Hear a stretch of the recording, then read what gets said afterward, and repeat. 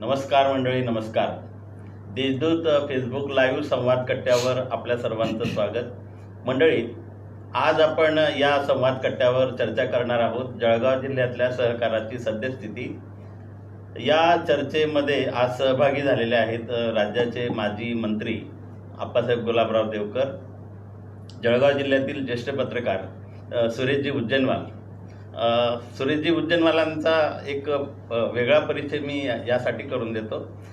उज्जैनवालजी केंद्र सरकारच्या सामाजिक न्याय मंत्रालयाच्या सल्लागार परिषदेचे सदस्य होते 3 वर्ष आणि त्यांचा केळी आणि सहकार या विषयावर गाढा अभ्यास आहे. आंतरराष्ट्रीय स्तरावर झालेल्या 6 केळी परिषदांना उज्जैनवालजी यांनी उपस्थिती लावलेली आहे. जसा त्यांचा सहकार्यावर अभ्यास आहे तसाच त्यांचा केळी आणि जिल्ह्यातल्या राजकारणावरही चांगला अभ्यास आहे. आप्पासाहेब अनेक वर्ष आमदार होते, मंत्री होते आणि गेल्या 1977 पासून ते सहकारात आहेत. मजूर सहकारी फेडरेशनचे ते अध्यक्ष होते. जळगाव जिल्हा मध्यवर्ती सहकारी बँकेचे ते चेअरमन होते. जळगाव नगर परिषदेचे ते नगरसेवक होते. त्यांना नगराध्यक्ष पदाची संधीसुद्धा लाभलेली आहे. असे दिग्गज मान्यवर आज आपल्यासोबत या ठिकाणी सहकारातल्या सद्यस्थितीवर चर्चा करण्यासाठी उपस्थित आहेत. मी जळगाव जिल्ह्याच्या सहकारावर चर्चा करत असताना आज जळगाव जिल्ह्यामधल्या काही निवडक संस्था फक्त कार्यरत आहेत. जळगाव जिल्ह्यातल्या 6 पैकी आज फक्त 2 साखर कारखाने, त्यापैकी एकच साखर कारखाना जो खाजगी तत्वावर सुरू आहे. बाकीचे सहकारी साखर कारखाने आज बंद अवस्थेत आहेत. त्यातील 2 साखर कारखाने हे डबघाईस गेले, अवसायनात गेले आणि विक्रीला निघालेले आहेत. त्याच पद्धतीने एक सूतगिरणी सुरू आहे. बाकीच्या सूतगिरण्यांना घरघर लागलेली आहे. पूर्वीच्या 2 सूतगिरण्या तर काळाच्या ओघात कधीच गडप झालेल्या आहेत. अशी जळगाव जिल्ह्याची एकूण सद्यस्थिती आहे. आणखी काही संस्थांवर आपण चर्चा करणार आहोत. मी आलेल्या मान्यवरांचं या ठिकाणी स्वागत करतो. मी सुरुवातीला उज्जैनवालजी तुमच्याकडे येणार आहे. काय आपण 35 वर्ष पत्रकारितेत सोबत होतो आणि आपण या जिल्ह्यातल्या एकूण सगळ्या राजकारणाचा आणि सहकाराची जवळून अशी माहिती घेतलेली आहे. काय सांगू शकाल आजच्या या सहकाराच्या सद्यस्थितीवर?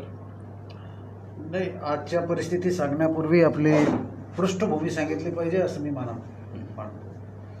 सहकार विभागाबद्दल जर बोलायचं असेल तर जळगाव जिल्ह्याच्या सहकार विभागाची बलस्थानं काय आहेत, कोणती होती आणि त्याची काय अवस्था आहे हे आधी स्पष्ट केलं पाहिजे. जळगाव जिल्हा आणि सहकार याचं नेमकं स्थान काय आहे, त्याची योग्यता काय आहे, मला सांगायला अतिशय आनंद होतो आहे की महाराष्ट्र राज्यामध्ये सहकार चळवळीला दिशा देण्याचं जर काम कोणी केलं असेल तर ते पहिल्यांदा जळगाव जिल्ह्याने केलेलं आहे. 1904 मध्ये बोदवड येथे स्थापन झालेली शेतकऱ्यांसाठी पहिली विविध कार्यकारी सेवा संस्था आहे. नंतर या संस्थेच्या माध्यमातून सहकार चळवळीला एक वेग मिळाला आणि त्या वेगाचा झपाटा एवढा होता की मला हे सांगताना समाधान होत आहे की असं कोणतेही क्षेत्र आम्ही सोडले नाही की ज्याच्यामध्ये सहकार नाही. प्रत्येक क्षेत्रात आम्ही सहकार आणला. महिला बचत गटापासून, मच्छीमार सहकारी संस्थापासून, गृहनिर्माण संस्थापासून, औद्योगिक सहकारी संस्थांपासून, दुग्ध उत्पादन एवढेच नाही तर कुटीर उद्योग सहकारी संस्था, माथाडी कामगार सहकारी संस्था, असं एक क्षेत्र आम्ही सोडलेलं नाही. मग तुम्ही म्हणत असाल तर हे तो पूर्वी चाललेलं आहे की बाजार समिती आहे, खरेदी विक्री संघ आहेत, फळ विक्री संस्था आहेत आणि आमच्या इथल्या ज्या संस्था आहेत या छोट्या छोट्या संस्था आहेत यांचा एक वेगळा इतिहास आहे ज्याची बरोबरी महाराष्ट्रात कोणीच करू शकणार. ही माझी बलस्थान आहेत, ही सहकार्याची बलस्थान आहे. एक छोट्याशा गावाने सुरू केलेली ही चळवळ 116 वर्षापूर्वी त्या संस्थेने नंतर जिल्हा मध्यवर्ती सहकारी बँकेला जन्म घातला असं म्हणेल की चालना मिळाली. तिथूनच सुरुवात झाली. तिथूनच सर्व 1916ला जिल्हा मध्यवर्ती सहकारी बँकेची स्थापना झाली. आणि ह्या सर्व चळवळीचा जर केंद्रबिंदू असेल, जनक असेल, जन्मदाता असेल तर मला गर्वाने सांगावं असं वाटतं की तो शेतकरी आहे.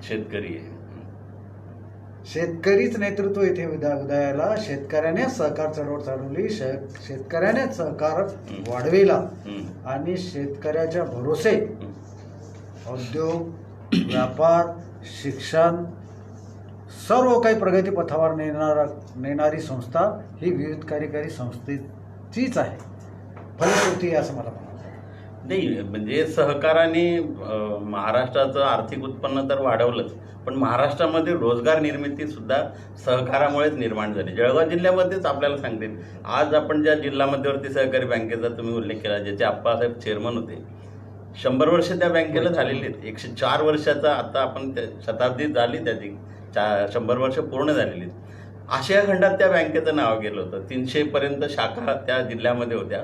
एवढा मोठा विस्तार. 2 संस्था आहे ज्यांचा आशिया खंडामध्ये उल्लेख झालेला आहे. जिल्हा मध्यवर्ती सहकारी बँक आहे आणि दुसरी संपलेली आमची ती Bhusawal people's bank. Bhusawal people bank. या 2 संस्थांचं नाव आशिया खंडापर्यंत गेलेलं होतं. आप्पासाहेब, तुम्ही जळगाव जिल्हा मध्यवर्ती सहकारी बँकेचे चेअरमन होते. 1977 पासून तुम्ही सहकार अतिशय जवळून पाहिलेला आहे.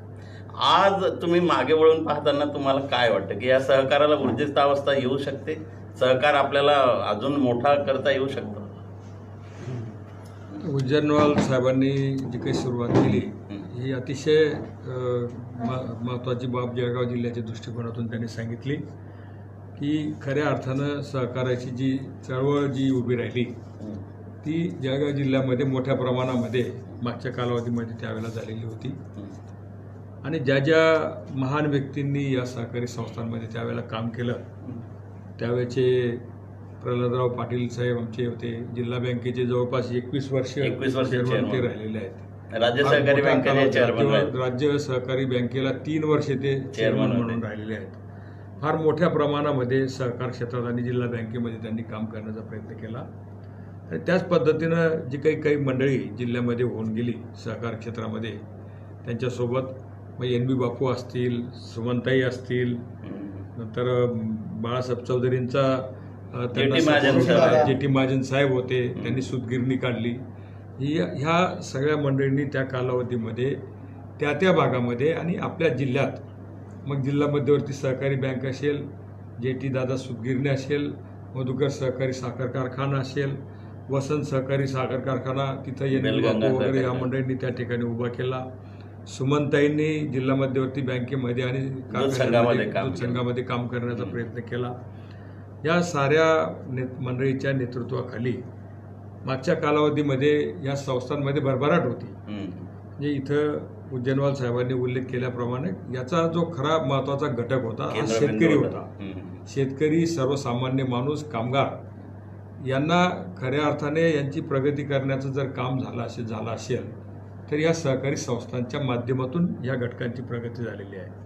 आज आपण पाहतो काही मंडळी सहकार क्षेत्राच्या बाबतीमध्ये टीका करतात, सहकारी संस्थांच्या बाबतीत टीका करतात, परंतु मी अभिमानाने या ठिकाणी सांगेल की सहकार चळवळ होती म्हणूनच महाराष्ट्राची प्रगती झालेली आहे. त्यामध्ये मग कामगार, शेतकरी या लहान घटकाची जी खऱ्या अर्थाने प्रगती झाली असेल तर ती सहकारी संस्थांच्या माध्यमातून झालेली आहे. आजही आपण पाहतो कर्ज वाटप जे आहे राज्याचं, शेतकऱ्यांना जे कर्ज वाटप केलं जातं त्यामध्ये सर्वात महत्त्वाचा पाठ, जास्त कर्ज वाटपाचा पाठ जर असेल तर जिल्हा मध्यवर्ती सहकारी बँक आहे. जिल्हा मध्यवर्ती सहकारी बँकेला जर तुम्ही बाजूला ठेवलं तर शेतकऱ्यांची मोठ्या प्रमाणामध्ये दुर्दशा होणार आहे. बुलढाणा जिल्हा सहकारी मध्यवर्ती बँक काही वर्ष बंद होती. ह्या वर्षामध्ये ती बँक सुरू झाली. मगाशीच मागच्या आठवड्यामध्ये बातमी वाचली, मोठ्या प्रमाणामध्ये कर्ज वितरण त्या बँकेचं झालं आणि शेतकऱ्यांना मोठा दिलासा त्या ठिकाणी मिळाला. जर ह्या बँका सहकारी संस्था नसत्या तर शेतकऱ्याची परिस्थिती अत्यंत दयनीय ह्या महाराष्ट्रामध्ये झाली असती. आणि म्हणून हे जे क्रेडिट आहे या सहकारी संस्था आणि जिल्हा मध्यवर्ती बँकांना द्यायला पाहिजे. आताच्या परिस्थितीमध्ये एक निर्णय केंद्र सरकारने साहेब घेतला की रिझर्व्ह बँकेच्या नियंत्रणाखाली नागरी सहकारी बँकांना घेतलेला होता. तर खरं म्हणजे त्याची आवश्यकता नव्हती. तर आपण जर एकूणच म्हणजे अहवाल बघितला किंवा एकंदरीत जर माहिती बघितली, सरकारी बँका आणि नागरी सहकारी बँका यांची जर तुलना आपण केली तर याच्यामध्ये घोटाळे जर झाले असतील किंवा जास्त कर्ज बुडीत झालं असेल तर सरकारी बँकांचं झालेलं आहे. हम्म. सहकारी बँकांचं अतिशय बोटावर मोजण्या इतक्या एखाद दुसऱ्या संस्था असतील आणि तरीसुद्धा केंद्राने ह्या सहकारी संस्थांना, या नागरी सहकारी बँकांना रिझर्व्ह बँकेच्या नियंत्रणामध्ये आणलं आणि त्यामुळे आता काय होणार आहे, त्यांना अनेक प्रकारची बंधनं कर्ज वाटपाच्या संदर्भामध्ये आणि शेतकऱ्यांना किंवा सभासदांना मदत करण्याच्यासाठी त्या ठिकाणी आलीच आहे. त्यांना अडचणी येतील, आत्ताच आली. आता झालेली आहेत. आणि म्हणून हा एक निर्णय जो आहे याच्यामध्ये सुद्धा विचार करण्याची आवश्यकता आहे. सहकारी संस्थांना हे स्वातंत्र्य दिलं पाहिजे. ज्या सहकारी संस्था आज चांगल्या पद्धतीनं चाललेल्या आहेत त्या सभासदांची प्रगती करण्याचं काम त्या संस्थांच्या माध्यमातून होत आहे. आणि म्हणून आपल्या जिल्ह्यामध्ये सुद्धा मागच्या कालावधीमध्ये जे काही साखर कारखाने असतील, सूतगिरण्या असतील, जिल्हा बँक असेल, या साऱ्या सहकारी संस्थांच्या माध्यमातून ह्या जिल्ह्याच्या सभासदांची, शेतकऱ्यांची प्रगती झाली.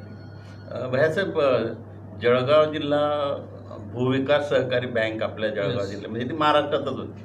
पूर्वी ती लँड मॉर्गेज बँक म्हणून तिला ओळखलं जायचं. त्या बँकेने खऱ्या अर्थानं शेतकऱ्यांना पतपुरवठा त्या काळामध्ये खूप केला. आज अवस्था अशी आहे की ती भूविकास बँक राज्यातच अवसायानात निघालेली आहे. नाही, संपली ना. संपूर्ण राज्यामध्येच, संपूर्ण राज्यातल्या भूविकास बँकेची भूविकास सहकारी बँक ह्या केव्हाच्या संपलेल्या आहेत. हे बघा, काळानुरूप होणारा जो बदल आहे त्याला स्वीकारून नव्या पद्धतीने पारदर्शकपणे काम करण्याची गरज आहे सहकार क्षेत्रामध्ये.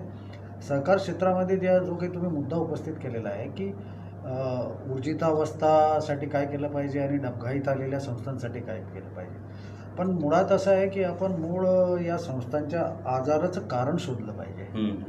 कारण या संस्था आजारी पडायलाच नको होत्या.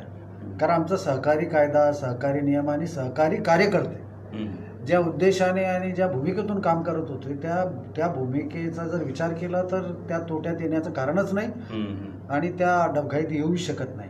परंतु मध्यंतरीच्या कालखंडामध्ये 90च्या दशकानंतर जो काही एक सहकार क्षेत्रामधला प्रभाव बदलला आहे तो जर तुम्ही लक्षात घेतला असेल की पक्षीय राजकारणाचा तोपर्यंत या संस्थांमध्ये शिरकाव नव्हता.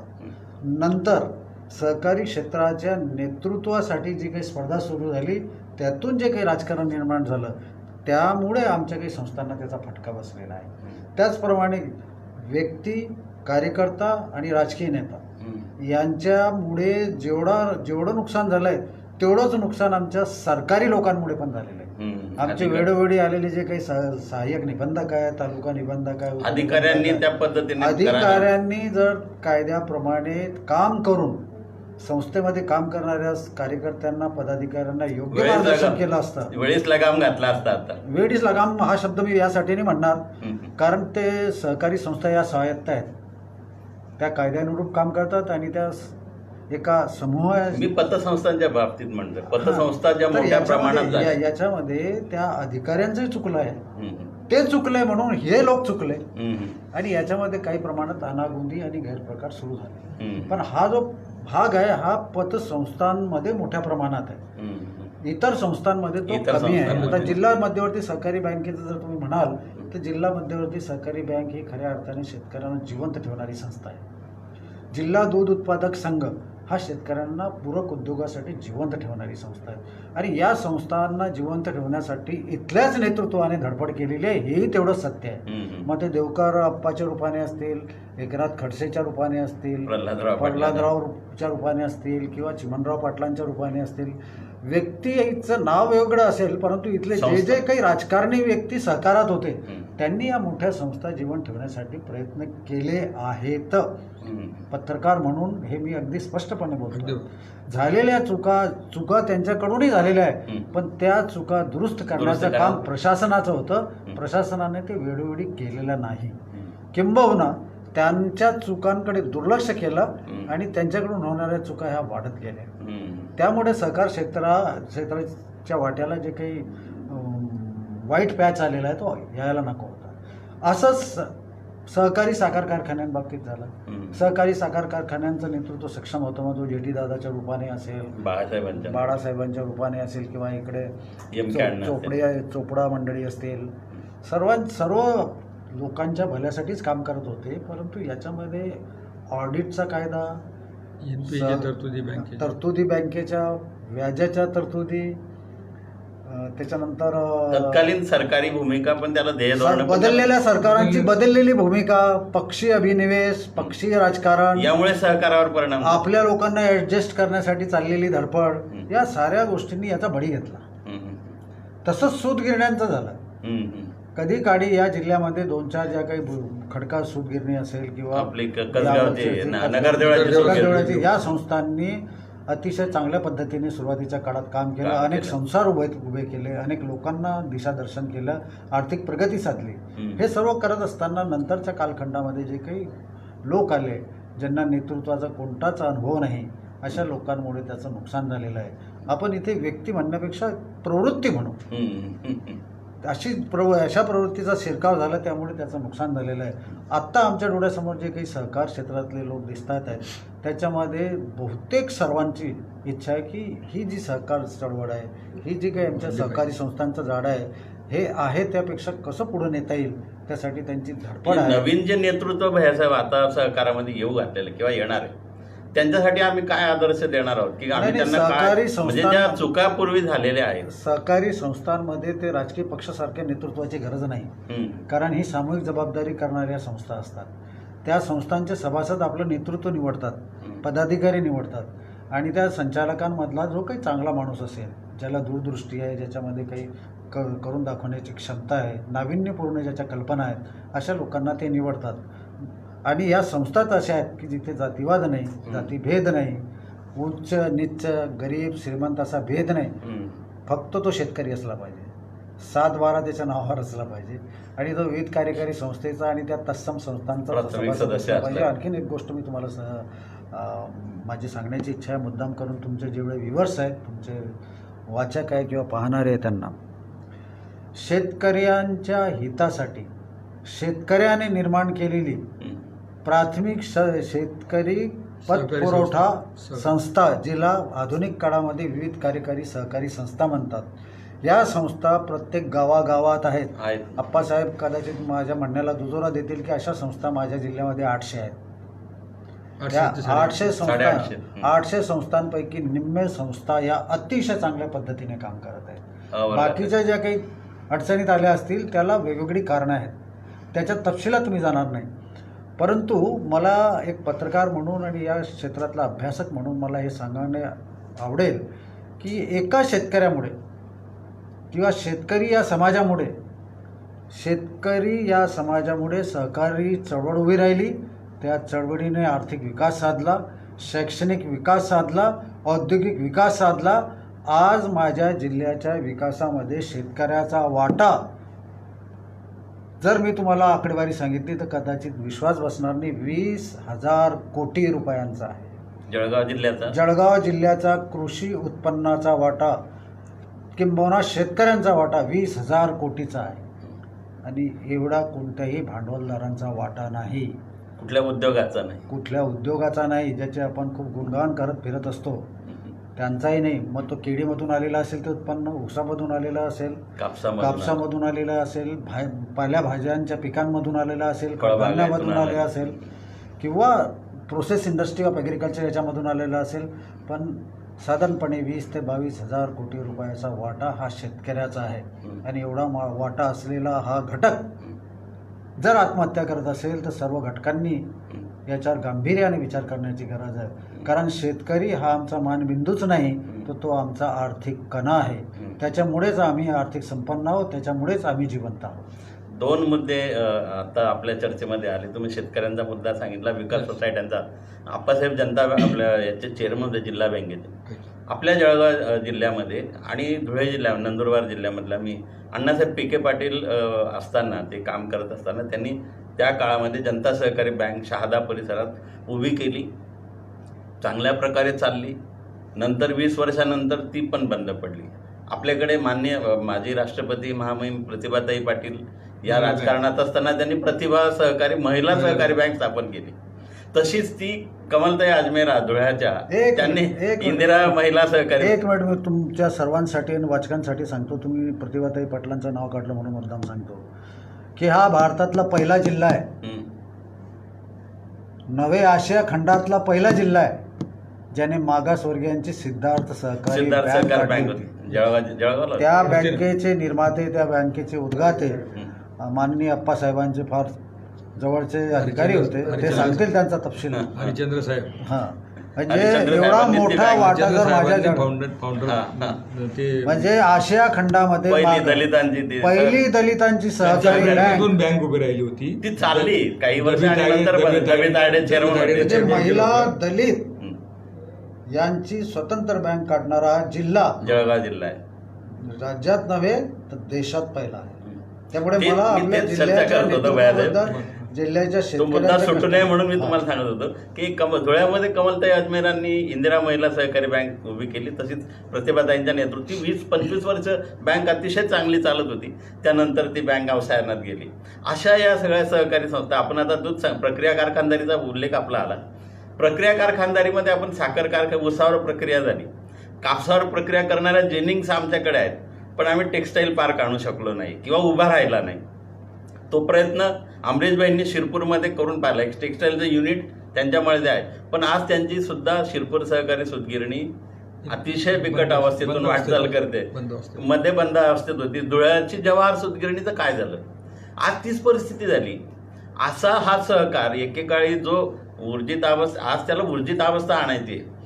सहकारामध्ये येणारी सगळी जी कार्यकर्ते मंडळी आहेत यांनी सुद्धा मागे थोडंसं काय चुका झाल्या असतील ते आपण दुरुस्त करूया, पण नवनेतृत्व जे सहकारामध्ये येणार आहे त्यांनी ही सहकाराची सद्यस्थिती बदलण्याची खूप मोठी गरज आहे. ह्या बँका असतील, पतसंस्था असतील. मी एरोंडोलचं नामोकाबरे त्यांनी स्थापन केलेली नागरिक बँक अतिशय चांगली चालत होती. ती सुद्धा अवसायनात गेली. आप्पासाहेब, तुम्ही बँकेचे चेअरमन होता. ह्या प्रक्रिया कारखानदारीला जे कर्ज द्यावं लागतं किंवा जी बँकेची हमी लागते, त्या काळामध्ये तुम्ही चेअरमन असतानाच चोपड्याचा एक प्रश्न त्या काळात आणि मधुकरचा एक प्रश्न निर्माण झाला. काय सांगाल, नेमकी काय परिस्थिती? काय होतं, सुरुवातीच्या कालावधीमध्ये कारखानदारींना कर्ज देण्याच्यासाठी जे काही निकष होते ते इतक्या मोठ्या प्रमाणामध्ये आता जी परिस्थिती आहे किंवा आता जे निकष आहेत या पद्धतीने निकष त्यावेळेला नव्हते. ते धोरण अतिशय सैल होतं त्यावेळेला. म्हणजे जिल्हा बँकांना NPAच्या तरतुदी लागू नव्हत्या, त्यानंतर आणि त्यानंतर आल्या. आणि ज्या दिवसापासून जिल्हा बँकांना NPAच्या तरतुदी लागू झाल्या त्या दिवसापासून हे बँकिंग क्षेत्र अतिशय कठीण झालेलं आहे, स्ट्रिक्ट झालेलं आहे कर्ज वाटप करताना. म्हणजे मग कारखानदारी असेल, सूतगिरण्या असतील, ज्या काही संस्था सहकारी तत्वावर चालणाऱ्या होत्या त्या बँकेवरती डिपेंड राहत होत्या कर्जाच्यासाठी. त्यांच्यासाठी मोठ्या अडचणी निर्माण झाल्या.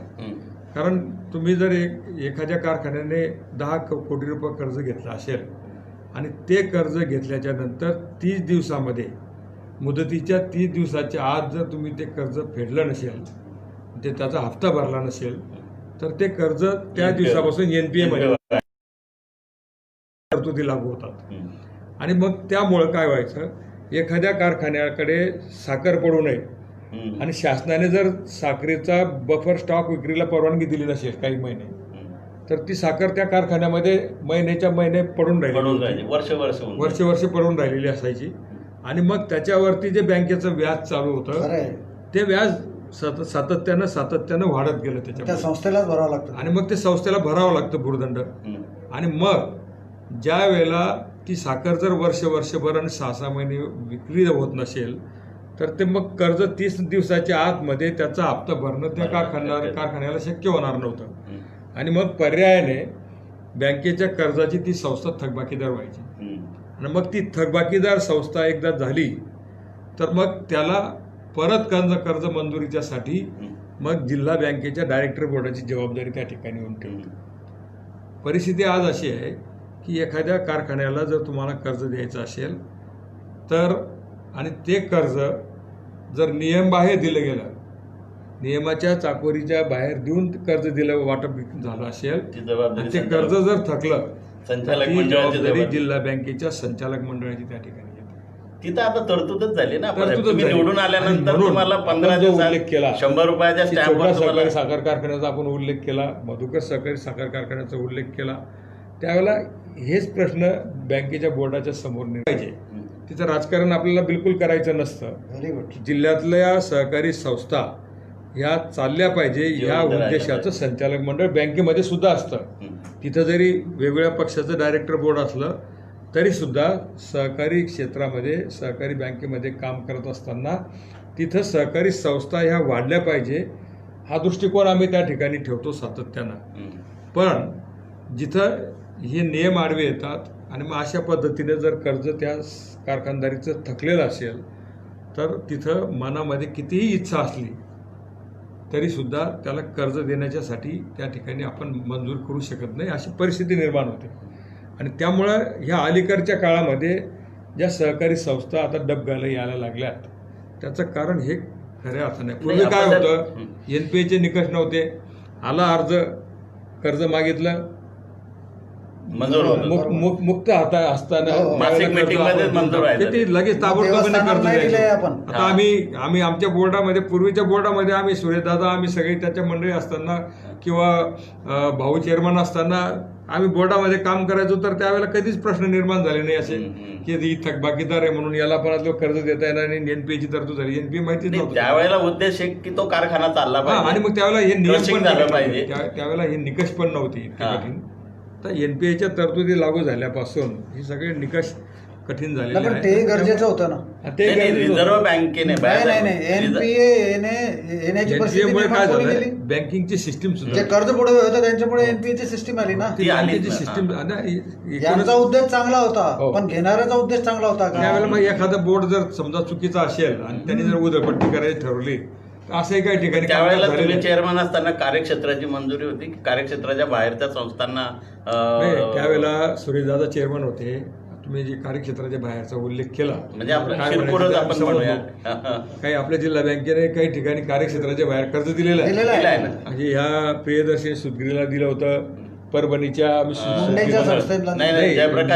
जयप्रकाश सहकारी सुतगिरणीला आम्ही त्यावेळेला कर्ज दिलं होतं.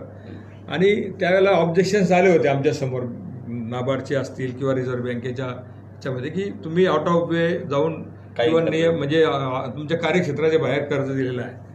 पण त्यावेळेला उद्देश तुम्ही जे म्हटलं त्याप्रमाणे आमचा हाच होता की आपल्या बँकेकडे पैसा उपलब्ध आहे, भांडवल आहे. मग एखादी सहकारी संस्था जर ती बँकेच्या उभी राहत असेल तर बँकेला मिळणार बँकेला मॉर्गेज झालेलं मिळालेलं असतं, ठेवलेलं असतं. त्या कारखान्याची प्रॉपर्टी बँकेकडे मॉर्गेज असते, त्याच्यामुळे ती सिक्युरिटी त्यावेळेला विचारात धरून ते कर्ज त्यावेळेला दिलेलं असतं. आणि त्यावेळेला आम्ही दिलं, ऑब्जेक्शन आले पण नंतर आम्ही ते कर्ज वसूल पण केलं. आता मी तर त्या मुंदाडेजींच्या सुतगिरणीला कर्ज थकीत झालेलं होतं, मी स्वतः गेलो होतो तिथं त्यावेळेला.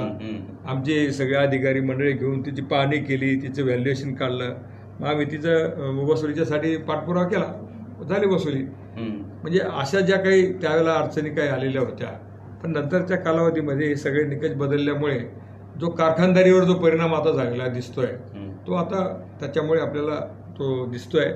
भविष्यामध्ये सुद्धा ही परिस्थिती जर अशी असली तर कारखानदारी चालवणं सुद्धा कठीण. आता या सरकारने पॉझिटिव्ह विचार केलेला आहे. खरं म्हणजे काँग्रेस राष्ट्रवादीचं सरकार आणि त्यात शिवसेना या तिघांचं जे सरकार आहे हे कारखानदारीला फेवर करणारं सरकार आहे. म्हणजे मागच्या कालावधीमध्ये मी टीका करणार नाही, बऱ्याचशा कारखान्यांना मागच्या कालावधीमध्ये गॅरंटीची सरकारची हमी तर ती दिली जात नव्हती. पण यामध्ये ह्या मंत्रिमंडळामध्ये जी काही नेते मंडळी आहेत या नेते मंडळींनी राज्यामध्ये अनेक वर्ष राज्यामध्ये काम केलेलं आहे, सहकारी संस्थांचं नेतृत्व केलेलं आहे. कारखानदारी म्हणजे काय हे त्यांना जवळून माहिती आहे, तिथं काय प्रश्न निर्माण होतात, काय केलं पाहिजे याची माहिती असल्यामुळे ह्या सरकारमधल्या मंडळींनी निर्णय घेतले. मागच्या कॅबिनेटमध्ये अनेक सहकारी साखर कारखान्यांना आणि सूतगिरण्यांना त्यांनी थकामी दिलेली आहे. खरं म्हणजे आता तो प्रश्नचिन्ह आहेच, ती वसुली शंका आहे. म्हणजे एखाद्या वेळेला तिथं जर काही अडचणी निर्माण झाल्या तर ते कर्ज थकू शकतं. पण सरकारने काय बघितलं, यांना सपोर्ट केल्याशिवाय मदत केल्याशिवाय या संस्था चालणार नाही. मग ती काही प्रमाणामध्ये सरकारने त्या ठिकाणी रिस्क घेतलेली आहे. भैयासाहेब असं म्हणतात, पूर्वी सगळीच म्हणायचे की सहकारामध्ये राजकारण नको, आणि दुर्दैव असं आहे की राजकारणातली सगळी मंडळी सहकारात आहे. नाही कसं असतं ते नेमकं? तुम्ही आता आपण उदाहरण खूप दिलं जवळून ना तुम्हाला, आमच्या पाहिलं जिल्हा बँकेचं उदाहरण दिलं ना.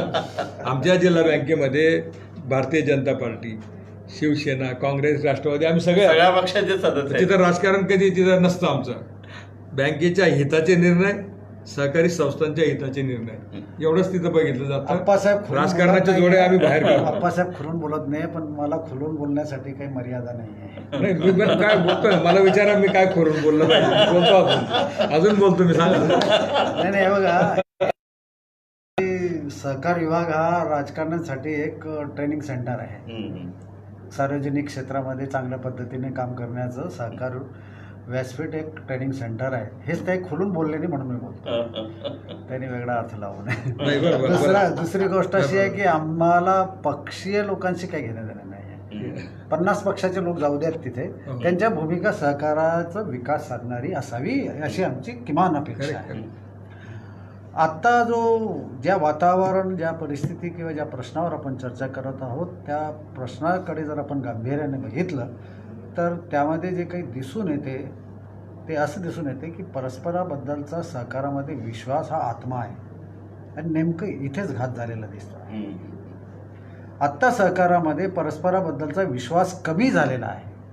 अप्पासाहेबांनी सांगितलं की बाबा आम्ही कार्यक्षेत्राबाहेर संस्थेला यासाठी दिलं की आमच्याकडे भांडवल पडू नये, आम्हालाही 4 पैसे त्याचं त्यातून मिळणार आहे आणि ती संस्थाच आहे शेवटी, ते पण तिथल्या शेतकऱ्यांची आहे.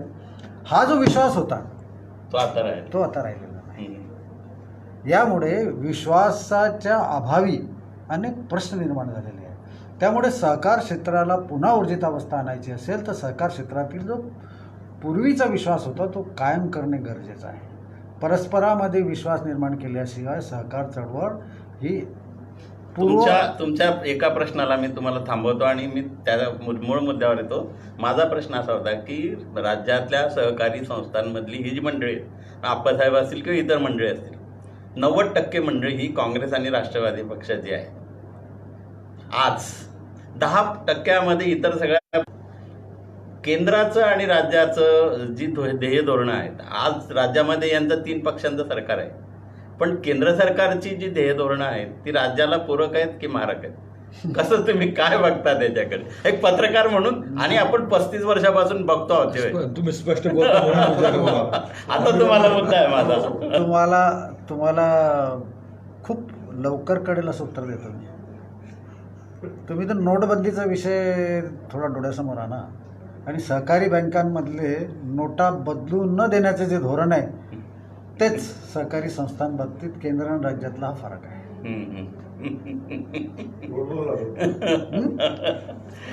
मंडळी, नाही, माझा मुद्दा अजून राहिलेला आहे. मी जे विश्वासाच्या गोष्टी करत होतो ते राजकारणापलीकडे आहे. शेवटी आमचं ते राजकारण नसावं ना. राजकारण नसावं आणि केंद्राची जी काही ध्येय धोरणं आहेत ती अशी एखाद्या राज्याला डोळ्यासमोर ठेवून केलेली नसतात. त्यांची जी ध्येय धोरणं आहे ती केंद्र एकूणच देशाची परिस्थिती लक्षात घेऊन त्यांनी ध्येय धोरणे आखलेली असतात. भैयासाहेब, एकूण देशाचा ज्या वेळेला आपण विचार करतो, एकूण देशाच्या 71% सहकार हा फक्त महाराष्ट्रात आहे. 29% तो इतर राज्यांमध्ये आहे. हो, पण त्यामुळे पोहोचते पहिल्याने प्रगल्भता किंवा महाराष्ट्राच्या बाबतीत त्यांचं जे धोरण होतं लोकप्रतिनिधी इतकं उदार. तुम्ही ज्या पक्षात काम करता किंवा जे तुमचे काही मित्र असतील त्यांना सांगा. विनंती अप्पासाहेबांना विनंती आहे की 71% जर आमचा भाग असेल तर केंद्राने आम्हाला डोळ्यासमोर ठेवून धोरणांची अंमलबजावणी केली पाहिजे आणि त्याच्यामुळेच सहकाराला ह्या मी नागरी सहकारी बँकांचं उदाहरण दिलं तर ते त्याच्यामध्ये दुरुस्ती करण्याची आवश्यकता आहे केंद्राला. ते करता की नाही शंका आहे. हे राज्यातल्या काही धुरींदर नेत्यांनी सुद्धा त्याच्यावर केलं जाऊ शकते. अप्पासाहेब पवार साहेबांचं पण स्टेटमेंट होतं त्याच्यावर. हो, पण राजकीय फायदा किती होईल त्याच्यावर अवलंबून आहे ते. हा, मग आता राजकीय फायदा बघायचा असेल तर मग सहकाराचा विचार करून चालणार नाही तुम्हाला. हे बघा, तुम्ही अगोदर सांगितलं की सहकारी संस्था चळवळ चालवायची असेल तर राजकारण बाजूला ठेवलं पाहिजे. हो, पण आम्ही असंही म्हणालो नाही की राजकारणाशिवाय सहकार संस्था चालवा. तिथं राजकारण येता कामच नाही. आप्पासाहेब, आता येताना आता पण जे आम्ही बघत आलो 40 वर्षामध्ये सहकारी संस्थांमध्ये येताना पूर्वीचे जी आपले पूर्वाश्रमीचे सगळे नेते मंडळी ते राजकारणाचे जोडे बाहेर काढायचे आणि आतमध्ये सभागृहामध्ये बसताना आपण अनेक नेत्यांची पाहिलेली बाहेरची भांडणं खूप होती, पण ज्यावेळेला तो संस्था सहकारी प्रकल्प चालवताना ते सगळे एक दिलाने एक मताने विचार करत होते. आज ती परिस्थिती आहे का हो? दिसते का तुम्हाला? दादा, काळ बदलत असतो.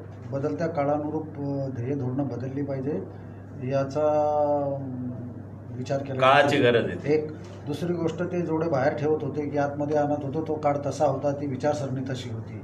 आता आम्ही ग्लोबलायझेशनमध्ये आलो आहेत. तुम्हाला कदाचित आठवत असेल की 92-93च्या काळात जेव्हा आपण जागतिक व्यापारीकरणाच्या गोष्टी करत होतो, त्यावेळेला सहकार महर्षी, सहकार क्षेत्रामध्ये काम करणाऱ्यांना चिंता वाटत होती की सहकाराचं काय होईल.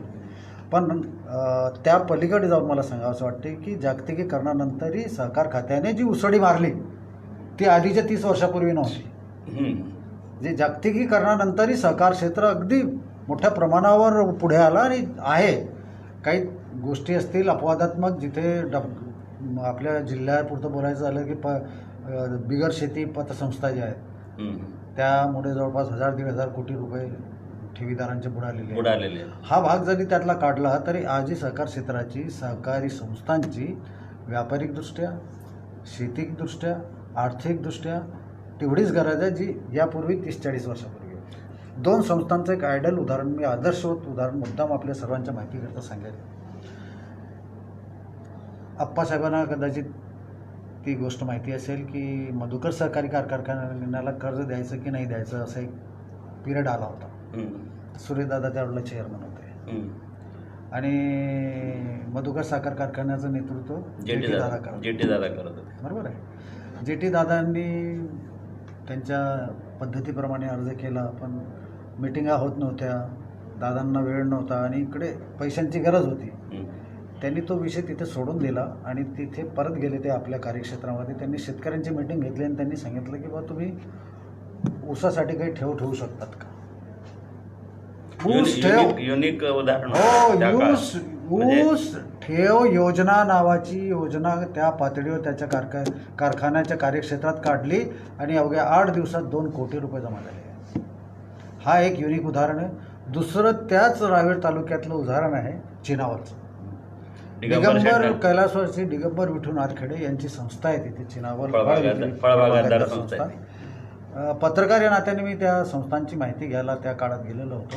तर मला जी माहिती मिळाली त्या माहितीची मला बातमी करावीशी वाटली आणि ती माहिती अशी आहे की त्या संस्थेचे सभासद त्यावेळेला 350 होते आणि त्या 350 सभासदांना ती फळबागायतदार संस्था त्यांचे केळी विकायची. हो, त्यांना केळी विकून द्यायची आणि त्यांना नफा द्यायचा आणि त्यांचीच पतसंस्था होती. त्या पतसंस्थेमधून कर्ज द्यायचं. 24 तासात 1 ते 5 लाखांपर्यंत कर्ज शेतकऱ्यांना द्यायचं. जेव्हा हा प्रश्न आला तेव्हा आम्ही त्यांना विचारलं की अरे वा, तुमची ही संस्था 100% आहे, ही 100% नफ्यात आहे, तर मग तुम्ही पतपेढी लोकांना क्रॉप लोन देत असाल, ऊसाचं पेमेंट ऊस पिकासाठी तुम्ही कर्ज देत असाल, त्याचे पैसे व्याज घेत असाल आणि त्यांच्या केळी विक्रीचंही कमिशन घेत असाल, तर त्याने नाही समजून टाकले. सभासद एक आहे, एक तर मी ते व्याज घेणार पीक विम्याचं, पीक कर्जाचा किंवा कमिशन घेणार. मी हे ऐकून आश्चर्यचकित झालो की 2 संस्था आहे पण सभासद एकच आहे, ते काहीतरी एक घेऊ. मी बातमी जेव्हा छापली तेव्हा शरद पवारांनी आवर्जून त्या माणसाचा सत्कार केलेला आहे, दिगंबर विठू नारखेडेचा. 75 वर्ष झाली त्या फळबागात. म्हणजे आमच्याकडे असे नेतृत्व, असे दूरदृष्टीचे लोक आहेत, अजूनही आहेत आणि त्यामुळे जो अंधार थोडासा झालेला तुम्हाला दिसतोय तो कदाचित संध्याकाळचा काळोख असेल, पण उद्याची पहाट आपल्याला होईल. आप्पा देवकर आप्पा सारखे लोक आहेत, आणखी त्यांचे सहकारी आहेत, यांच्यावर अजून आशा टिकून आहेत. ते सहकाराचा अर्थ पुढे नेतील आणि सहकाराशिवाय कोरोनाच्या माध्यमातून उलट हे शिकवण्यात आलेलं आहे. आता कोरोना असा संदेश देऊ इच्छितो की शेती आणि शेती मालावर आधारित उद्योगच यापुढे चालतील 100%. त्यामुळे आम्हाला परत जिथून सुरू केलं होतं तिथे परत जायचं आहे. मंडळी, अतिशय छान मुद्द्यावर उद्यानवालांनी या चर्चेला विरामाकडे नेलेला आहे, समारोपाकडे नेलेला आहे. जळगाव जिल्ह्यातल्या सहकाराची समृद्ध अशी परंपरा आहे. मोठी मंडळी आणि त्यांनी आता जे युनिक उदाहरण दिगंबर विठू नारखेडे यांचं दिलं, JT महाजन सरांचं उदाहरण दिलं, अशी दिग्गज मंडळी या जिल्ह्यामध्ये होऊन गेली. त्यांनी हा इथला सहकार वाढवला.